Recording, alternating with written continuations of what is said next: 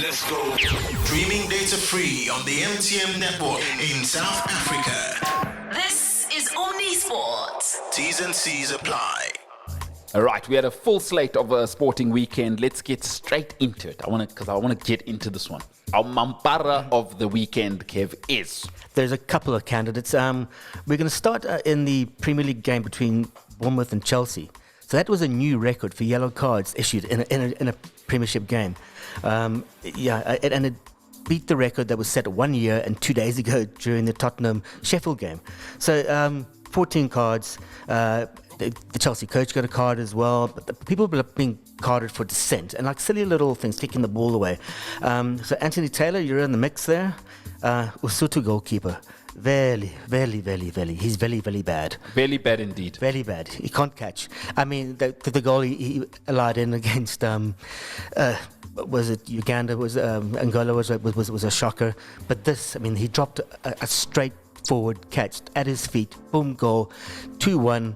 To Polokwane City, but yeah, it was just, I do feel for him. But here we go. It was a clanger. It was. And did you see his defenders? It was just like, you know, it was almost like, oh, not again. And he's our second choice, by the way. Yeah. No, come on, guys. Yeah, man. And injury time. The one time you don't do it, injury time when you won all. I would say I feel sorry for him, but I don't. There's a flaw there. There's obviously a flaw, a bit of pressure, but yeah, it's a bit like the early days. Who was a really rubbish United keeper? Oh, it's the current one, Onana. So. Well, let me tell you, Velimoto, why you can't trust him. I'll take you into black culture a little bit here, Kev. In black culture, so he's got a little bit what I've got going here, that facial hair. It's called Ichannel O. Yeah, and those types of men are generally not trusted. Let's just say you can't really leave them around your sister or your wife. You wouldn't want to introduce them to your sister or your mother, you know. They're those kinds of men. Anyone with a channel O like that, he's not to be trusted. And now you trust those hands to protect your goal as a team. No, you can't be taken seriously. So Velimoto, another clanger, by the way. It's a shock if you haven't seen it. Yeah, well, no, it was awful to watch, and it was just like almost horrifying. What was more horrifying was in the Formula One on the second last lap. I thought it was one of the better Grand Prix I've seen so far this year. Drama, a great drive from Lando Norris, get it from 15th to 4th overall. But the only reason he got to 4th is because Carlos Sainz from Ferrari and Sergio Perez of Red Bull, they on the second last lap, Sainz's wheels are going off a little bit. You can see him struggling with the car, and as they come around a corner, Sainz sort of slightly drifts to the left, and then they touch and they go into the barriers. It's quite funny. You heard the reaction. Carlos Sainz going, "What happened there? I don't know what happened." And but Sergio Perez knew exactly what happened. He said, "Effing idiot! Is he effing stupid? He's an effing idiot." And the only thing faster than a Formula One car these days, as you mentioned earlier, is the person who does the bleeping. Incredible how fast they were ready. They'd already bleeped it. I mean, that was like 30 seconds later. That was brilliant. I mean, it was like a pit change, you know. No, really. But Mampara clock, I think in the end, everyone, including Gunter, who does the English interviews for whatever reason, is that they kind of all decided, I think Sainz needs to answer for drifting a little bit left. I don't know what you saw and what you heard. I thought drifting a little bit left, and that's what Christian Horner thinks is the same. But the FIA have decided no penalty for either team. They just deemed it a racing incident. I don't think so. I thought he didn't give Perez the space he needed. Sainz is 100% convinced he didn't do anything wrong. But Perez, I thought, was robbed of points. And also, it's a big swing for the Red Bull McLaren fight for constructors. The constructors. Yeah, I mean, I think they now have a clear 20 or 30 point lead at the top. So it's money wise. Also, you got to pay for a fixed broken car. It was a daft decision by him, and it wasn't. I'm not going to say he did it on purpose, but he was just almost desperate at the end to protect his lead. So, Carlos Sainz, I'm afraid you're the Mampara of the week. I would definitely say he gets it because it was clear what was happening there. His car was struggling, and it was the second last lap. Oh my God, heartbreak! But that is Formula One. That is drama. Hey. Listen, these guys are getting paid $60 million a year. There is no crying on the yacht. Carlos, fix your life. You are the Mampara of the weekend for me. Although Velimoto, he must shave his channel O. Shave that channel O, and then we'll be able to trust you. I'm telling you, it will help you with your goalkeeping because we can't afford that. But Carlos, you've taken it home. And quite rightly, Red Bull, And Christian Horner, I think we've all seen him. When he blows a gasket, other than Toto Wolff, I would say he's the guy. I do love Christian Horner when he loses it. Because, I mean, he's just survived those charges for making his workplace sort of unsavory or whatever it was. So Christian Horner is not a guy who's going to be scared to let you know, I'm good. And kind of like Sinky is, I'm good, and I'll let you know. What do they call them? Fig jam. Yes, that would be Kevin Peterson as well, the cricket player. Yes. And it means, if I'm good, just ask me. Exactly. Carlos Sainz, your Mampara of the weekend. Let us know if you've got another contender. 0788777716. Send us a WhatsApp on the Omni Sport WhatsApp line to let us know. And you can also send us your voice notes on that line. Let's look at what's coming up this week in the football. Sundowns finally will be playing their first league game. It is a Pretoria derby. They'll play their first game tomorrow night against SuperSport United. That'll be nice for the locals and our good mate Gavin Hunt. Yeah, that's going to be at the Loftus Stadium. So it's not at Lucas Maribi, which is probably better in terms of access for the fans and getting there after work. They can go straight in while having to travel a hell of a distance. And Loftus is a great stadium, as we saw in the semi-final for the Currie Cup this week, and it was packed, it was pumping, and it's got a great atmosphere. Yeah, Gavin Hunt. I mean, that's the classic line. What do you say? If you need strikers, go to Kusatu. It's cheaper that way. It's he's a beauty. He's an absolute gem and must be protected at all costs. Sundowns, SuperSport. That's big. Now the league's officially starting. Once Sundowns play, then Pirates play. You know, the two big dogs are finally getting involved. Betway will love that. We love that. You know what? Football's good for society, I would say. Yeah.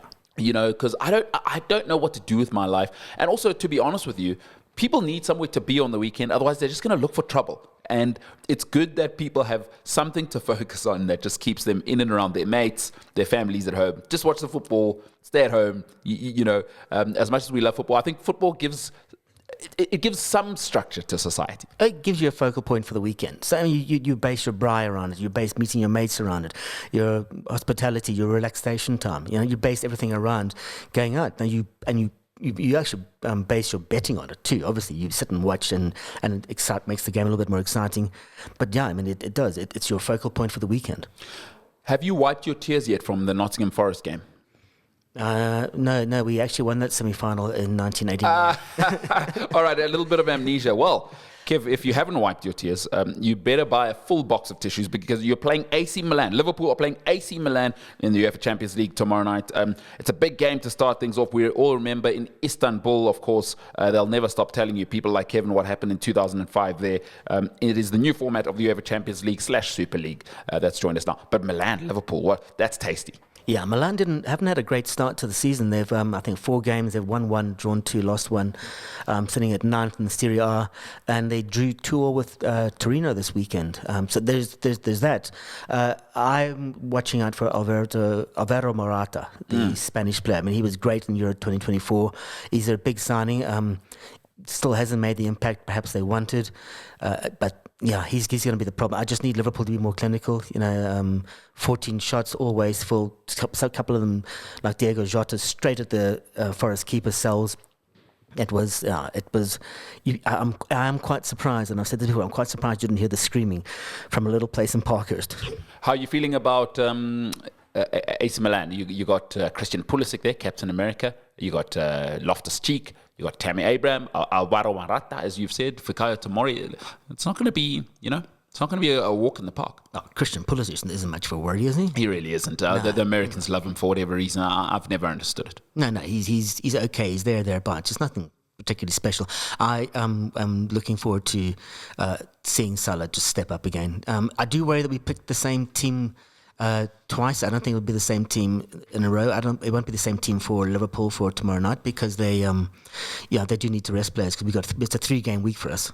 If you do live near Kevin, if they lose that AC Milan game, obviously please go in and check on him on Tuesday night. That is tomorrow night. That is tasty. But the Champions League is back in full flow. It's Tuesday, Wednesday, Thursday because there's no Europa League this week. So the Champions League format will be played out over the next few days, which is, we've basically now got football every single day of the week. Yeah. Because there's literally, obviously, the league games of the weekend. There's Monday night football on occasions. The Championship's back. The Championships is actually a great watch.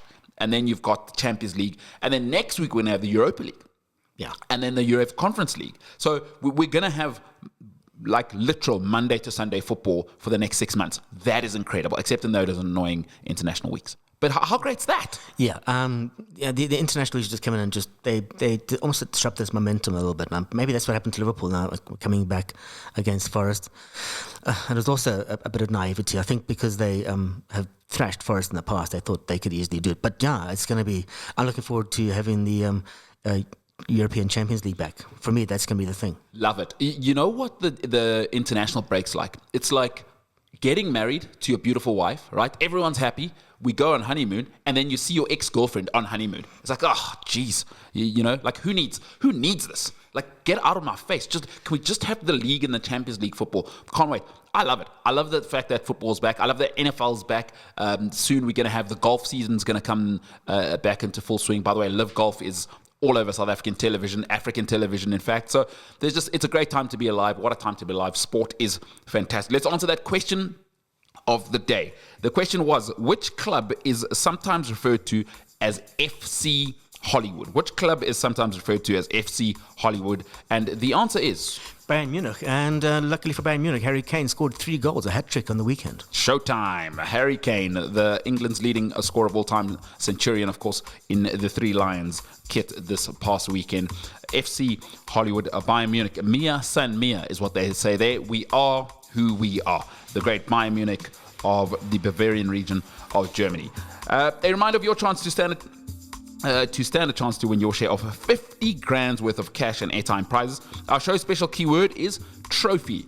So special keyword is trophy. That is TROPHY. Listen next hour to Projects and then to Onakosi, and they'll give you their keywords, and then WhatsApp them to 0788777716. That's 0788777716. Collect them all and then enter the Omni Sport Cash competition. I think you need to respell that word for Spurs fans again. What was it? Trophy? How do you spell it again? TROPHY. For Spurs fans, don't be scared. Oh, and Chiefs fans. Yeah, Kaizer Chiefs fans, been 9 years now. They've got an allergy to winning, Kaizer Chiefs. An allergy to winning. Thoughts and prayers there. Not sure whether you can get the medicine for that. But for today, Kev, again, condolences on losing to Nottingham Forest. You know, 2 historic clubs. They went to battle. It's been 55 years. All good things. Hey, even the BlackBerry had to come to an end. 55 years, it came to an end. For this morning, that's been it for today's show. Join us tomorrow as we bring you the very greatest from sport around Africa and the world. Let's go. Streaming data free on the MTN network in South Africa. This is Omni Sport. T's and C's apply.